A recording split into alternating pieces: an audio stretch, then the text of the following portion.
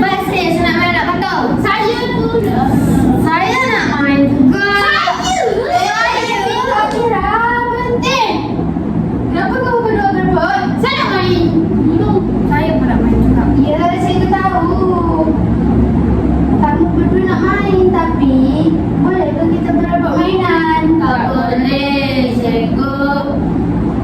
Jadi kita perlulah berkongsi mainan. Lepas tu tunggulah giliran.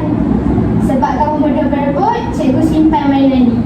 So ambil dulu mainan ni. Tapi saya nak main.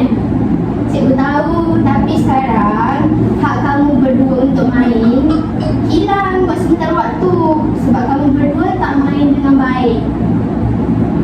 Cikgu simpan dulu, okey? Sekarang cuba fikir, apa yang patut kamu berdua lakukan? Untuk berkongsi, cikgu. Saya patut tunggu giliran, cikgu. Okey, bagus.